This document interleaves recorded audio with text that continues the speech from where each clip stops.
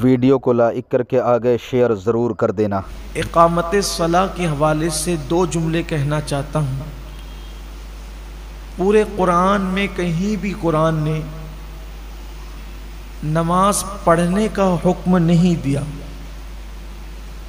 بلکہ نماز قائم کرنے کا حکم دیا۔ اقامت صلاح، نماز قائم کرنا۔ اس کے ضمن میں مفسرین نے دو باتیں لکھی ہے۔ نماز قائم کرنے کا مطلب یہ ہے کہ ایک وقت کی نماز بھی جان بوجھ کر نہ چھوٹے، پہلی بات۔ اور دوسری بات یہ ہے کہ جب تم نماز پڑھو تو اسلام نے جو ارکان بتائے ہیں اس کو ٹھیک ٹھیک ادا کرو۔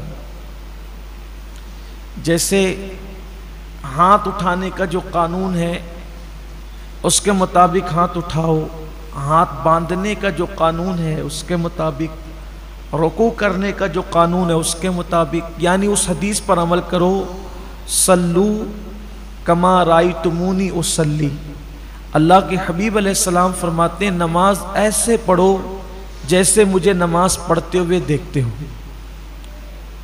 اب آپ دیکھ لیں نماز کی حالت میں کسی کے ہاتھ یوں ہوتے ہیں، کسی کے ہاتھ یوں ہوتے ہیں، یعنی جس کی جو مرضی ہے وہ کرتا ہے۔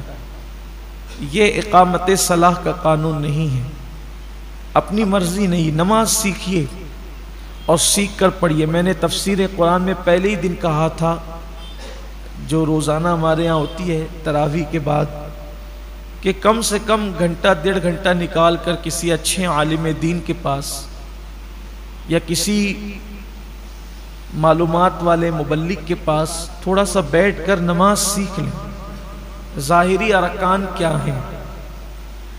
تو اقامت صلاۃ کا پہلا مطلب، پہلا قول اس پر جان بوجھ کر بھی ایک وقت کی نماز نہ چھوڑی جائے۔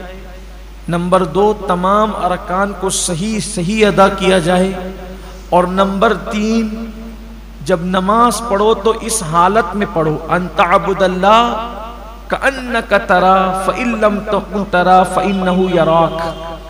ایسی عبادت کر جیسے گویا تو خدا کو دیکھ رہا ہے۔ اور اگر یہ پوزیشن نہیں بن سکتی تو پھر یہ تصور کرو کہ اللہ تمہیں دیکھ رہا ہے اور وہ تو تمہیں دیکھ ہی رہا ہے، یعنی اس تصور کے ساتھ نماز پڑھنا کہ اللہ مجھے دیکھ رہا ہے۔ یہ ہے اقامت صلاح۔ اب آپ دیکھ لیں کہ ہم میں کتنے لوگ ہیں جن کا یہ حال ہے کہ وہ اقامت صلاح پر عمل کرتے ہیں۔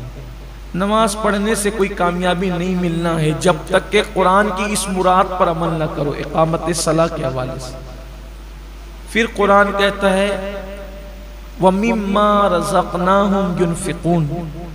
آج میرا اصل عنوان یہی ہے کہ وہ اللہ کی دی ہوئی روزی سے، دیکھو قرآن مقدس کا لہجہ، قرآن کا انداز، کتنی حکمت بھرے انداز میں قرآن گفتگو کرتا ہے۔ وَمِمَّا رَزَقْنَاهُمْ يُنْفِقُونَ، اور ہماری دی ہوئی روزی سے، یعنی اللہ کی دی ہوئی روزی سے وہ اللہ کی راہ میں خرچ کرتے ہیں۔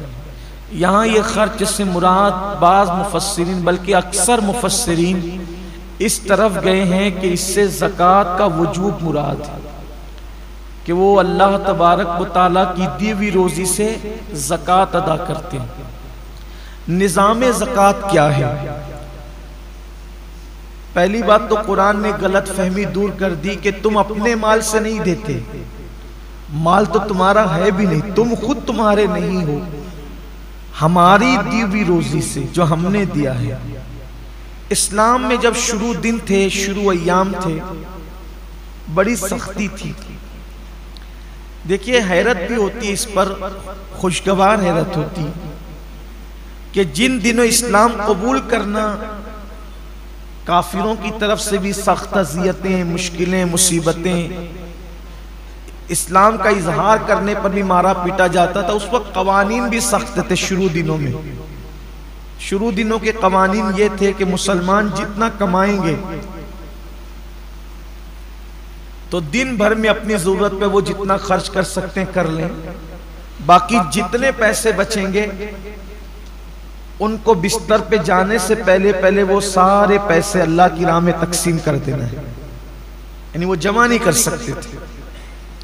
اسی لیے جو شروع دن کے مسلمان ہیں ان کی بڑی اہمیت ہے، سابقون الاولون، ان کا ثواب بھی سب سے الگ ہے، بلکہ اور صحابہ بھی ثواب میں ان کے برابر نہیں ہے۔ جو بعد میں آئے وہ بھی صحابی ہے، جنہوں نے شروع میں کلمہ پڑھا وہ بھی صحابی ہے، جو فتح مکہ کے بعد آئے وہ بھی صحابی ہے، دونوں قابل احترام ہیں۔